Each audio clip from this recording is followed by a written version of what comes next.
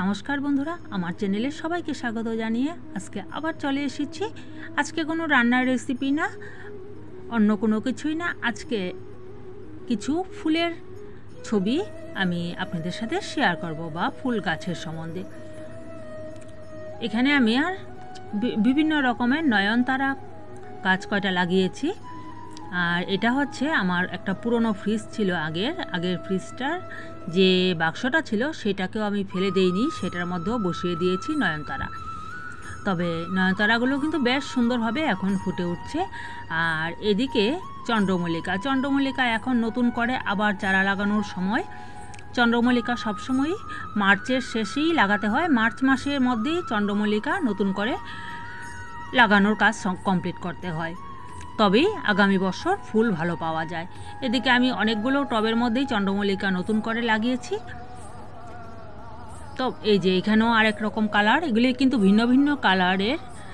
আর টবগুলোতে আমার এবার রং করতে হবে, কারণ 2 বছর হয়ে গেছে আমি রং করা হয়নি টবগুলো। ঘরে রং আনা আছে, আমি সময় করে পারছি না যে রংটা করব কখন।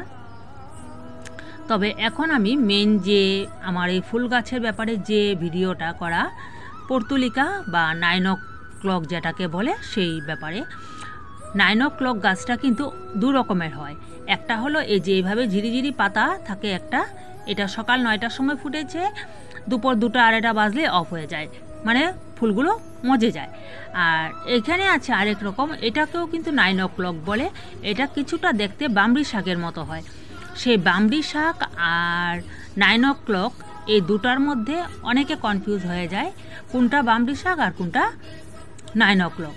এটা কিন্তু এই যে আমার হলুদ রঙের ফুল ফুটে এটাতে, আর এটা হচ্ছে আরেক রকমের। আর এগুলো হচ্ছে হাইব্রিডের অবস্থা একদম খুবই খারাপ, কারণ এবার এটা সিজন ফ্লাওয়ার যখন ফুটে সেই সময় আমার কিনে লাগানো এগুলো মনে হয় না বাঁচবে বলে, কারণ হাইব্রিডেরগুলো বাঁচে না বেশি। কালারটা খুব ভালো লাগছিল, সেই জন্য কিনে রেখেছিলাম। আর এই যে এটা দেখুন একটা, এটা কিন্তু পাতাটা দেখলে কিন্তু বোঝা যায় না, মনে হয় এটা বামরি শাক, কিন্তু এটা 9 o'clock হলুদ রঙের ফুলটা ফুটে। আমার অনেক রকমের কালারই আছে এখানে, 9 o'clockের মধ্যেও অনেক রকম কালার আছে। এটা হলো হলুদ, আরেকটা আছে হালকা পিঙ্ক কালার, আরেকটা আছে লাল আর হলুদ মিক্সড। লাল হলুদটা ফুটেনি এখনও। এই যে এখানে একটা টব, এটার মধ্যে আমি চন্দ্রমল্লিকা লাগিয়েছিলাম, কিন্তু ওর শিকড় বোধহয় কোনো ক্রমে ছিল মাটির মধ্যে, এখানেও আবার এই 9 o'clockটা হয়ে গেছে।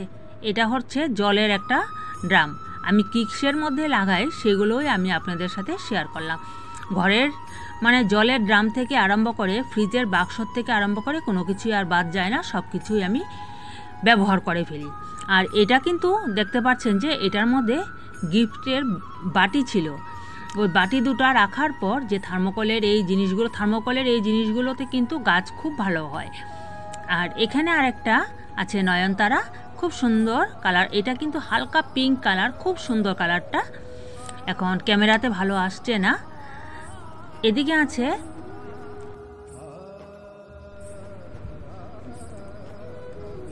তারপর এই সাইডে আছে উপরে, এটা মানে ভিতর দিকে রেখেছি, আর এদিকে ঝুলিয়ে দিয়েছি পিটুনিয়া। পিটুনিয়া এগুলো কিন্তু লোকাল পিটুনিয়া, হাইব্রিডের না। এগুলো অনেক দিন ফুটে, ফুলগুলো মে মাস পর্যন্ত এটা ফুটতেই থাকবে।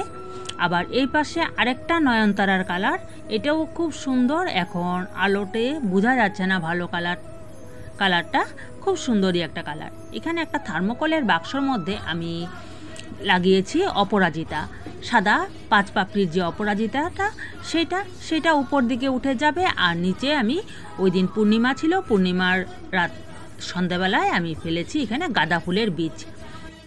সবগুলো গাছে কিন্তু আমার বাড়ির বাইরে, গেটের বাইরে, এগুলো আমার বাড়ির ভিতরে একদমই জায়গা নেই। তবে যে কোনো গাছ লাগাতে হলে একটা সিক্রেট, এটা কিন্তু অনেকেই জানেন না।